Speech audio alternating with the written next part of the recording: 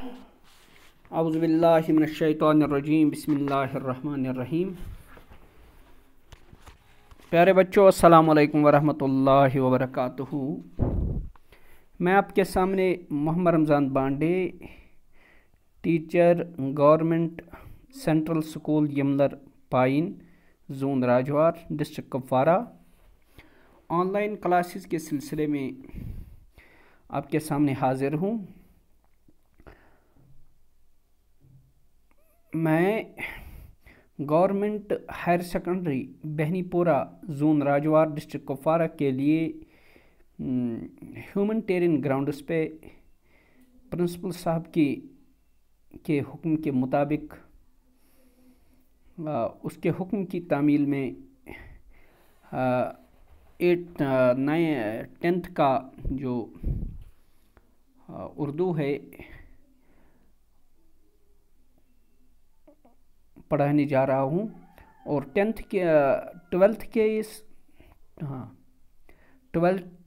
کے اس اردو سبق میں آج ہم میر تقی میر، جو مشہور غزل گو شاعر ہیں، اس کی شاعری، اس کی غزل گوئی ہم پچھلے دنوں پڑھ رہے ہیں۔ آج ہم اس کی دوسری غزل کے آخری جو رہ گئے ہیں اشعار، جن کی تشریح رہ گئی تھی، تو ان کو ہم آج پورا کریں گے۔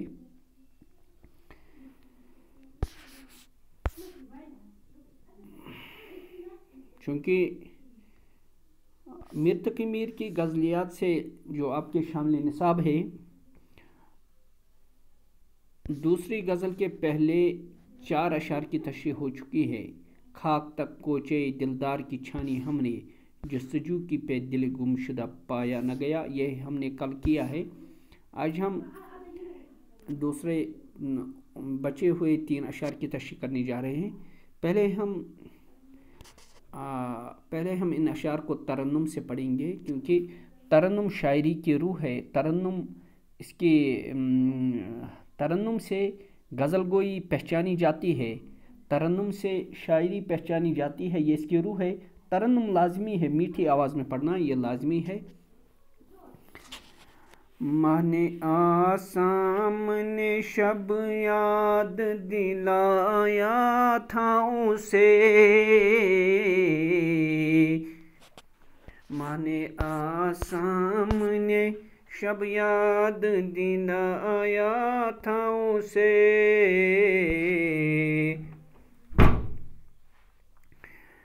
پھر وہ تا صبح میرے جی سے اٹھا بلایا نہ گیا،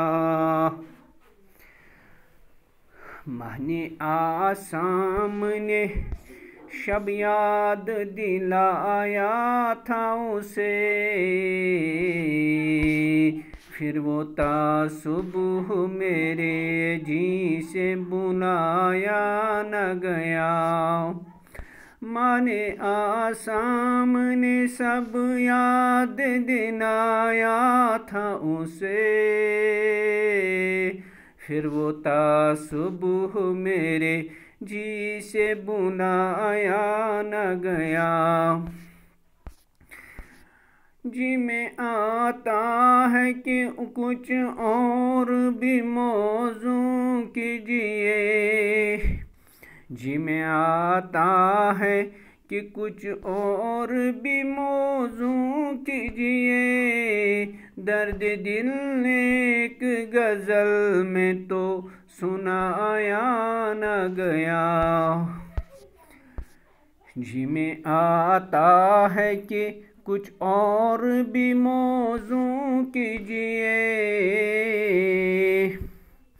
درد دل ایک غزل میں تو سنایا نہ گیا، زیر شمشیر ستم میر تڑپنا کیسا، سر بھی تسلیم محبت میں ہلایا نہ گیا، زیر شمشیر ستم میر تڑپنا کیسا، سر بھی تسلیم محبت میں ہلایا نہ گیا، ماہ نے آسام نے شب یاد دلایا تھا اسے، پھر وہ تا صبح میرے جی سے بلایا نہ گیا۔ جی میں آتا ہے کہ کچھ اور بھی موضوع کیجئے، درد دل ایک غزل میں تو سنایا نہ گیا۔ زیر شمشیر ستم میر تڑپنا کیسا، سر بھی تسلیم محبت میں ہلایا نہ گیا۔ پیارے بچوں، اس طرح ہر غزل کو، ہر نظم کو ترنم سے یعنی میٹھی آواز سے گا گا کر پڑھنا چاہیے۔ ہر ایک انسان کو اللہ تعالیٰ نے کچھ قابلیتیں، کچھ خصوصیتیں، کچھ عنایات کر دی ہیں۔ کسی کی، ہر ایک انسان کی آواز اچھی بھی ہو سکتی ہے۔ اگر کسی کو اللہ تعالیٰ نے لحن داودی دی ہے، اچھی آواز دی ہے، وہ اس کا فائدہ اٹھائے اور ان غزلوں کو، نظموں کو، جو نعت ہیں یا غزل ہیں یا نظم ہیں، ان کو ترنم سے پڑھا کرے تاکہ وہ اس اللہ کی دی ہوئی اس نعمت کو صحیح صورت میں استعمال کر سکے۔ شاعر کہہ رہا ہے ماہ نے آسام نے شب یاد دلایا تھا اسے۔ ماہ کا معنی چاند، شب کا معنی رات۔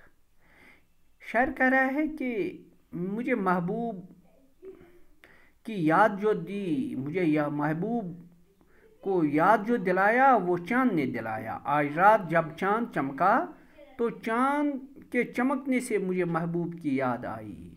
چاند نے چمک کر مجھے اپنے محبوب کو یاد دلایا، پھر وہ تا صبح میرے جی سے بلایا نہ گیا۔ پھر تا صبح پوری رات مجھے محبوب کی فکر رہی، مجھے محبوب کی یاد رہی، مجھے اپنے معشوق کی یاد رہی، تو پوری رات میں اپنے محبوب کی یادوں میں کھو گیا۔ پوری رات میں اپنے محبوب کی، پھر اپنے معشوق کی، اپنے پیاری کی یادوں میں رہا۔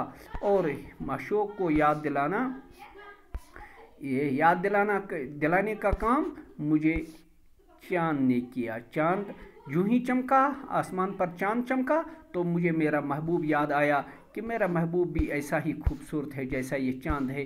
تو میں رات بھر اس چاند کو دیکھتا رہا اور اپنے محبوب کو یاد کرتا رہا۔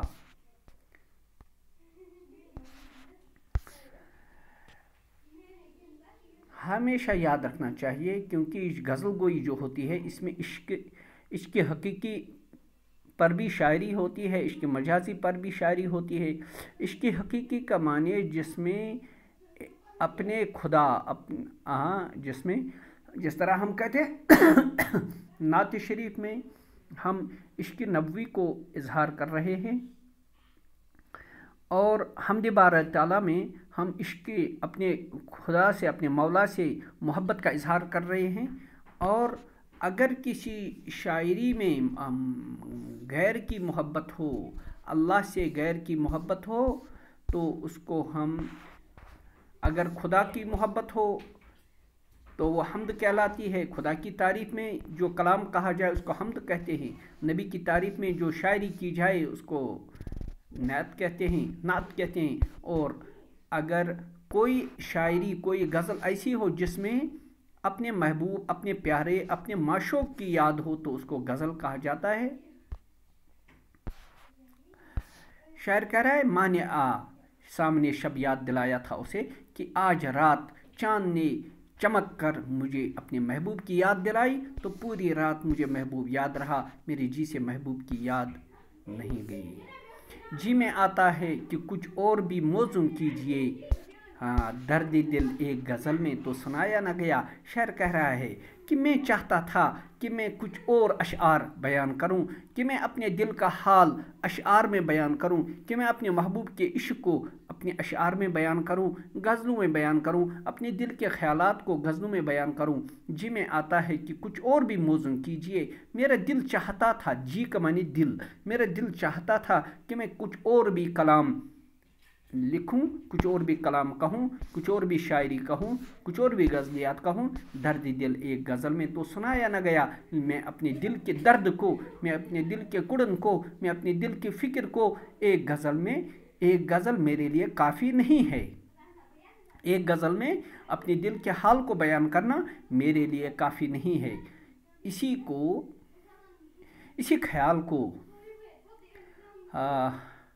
उर्दू के मायनाज गज़ल गो शायर और मशहूर शायर मिर्ज़ा असदुल्ला खान गालिब ने एक और तरीके से इसी ख्याल को ज़िक्र किया है, जिसको मीर तक़ी मीर इस शेर में ज़िक्र कर रहे हैं। मीर तक़ी मीर कह रहे हैं कि मेरा दिल चाहता था कि मैं इस गज़ल में कुछ और भी बयान करूं, मगर मैं चाहता था कि मैं अपने दिल के हाल को इस गज़ल में पूरी तरह बयान करूं। दर्द दिल एक गज़ल में तो सुनाया न गया, क्योंकि गज़ल का दामन बहुत तंग है, इसमें महदूद वक्त हो, महदूद पैमाने पर बात करनी होती है, तो मैं एक गज़ल में अपने दिल के हाल को बयान नहीं कर पाया। तो इसी ख्याल को मिर्ज़ा असदुल्ला खान ने इस तरह ज़िक्र किया है अपने एक शेर में। उसने कहा है, बक़द्री शौक़ नहीं ज़र्फ़े तंगना ये गज़ल, बक़द्री शौक़ नहीं ज़र्फ़े तंगना ये गज़ल,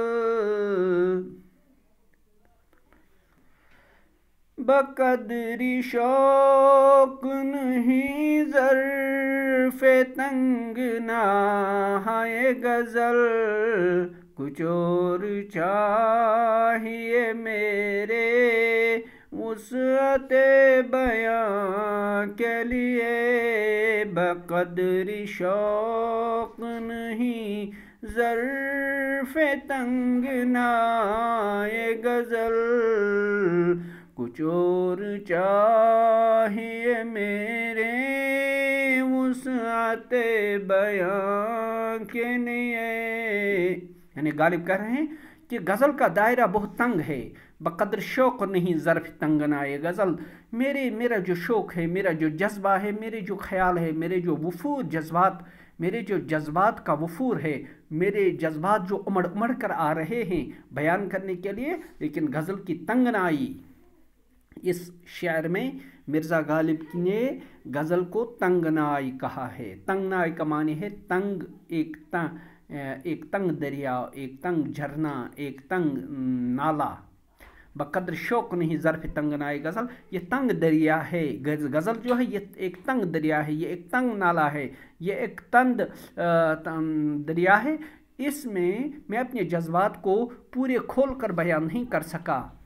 कुछ और चाहिए मेरे वुसअते बयां के लिए, मेरे वुसअते बयां के लिए मुझे अपने जज्बात को बयान करने के लिए कोई और सिनफ होनी चाहिए, जिसमें पूरी तरह मैं अपने जज्बात को बयान कर सकूं।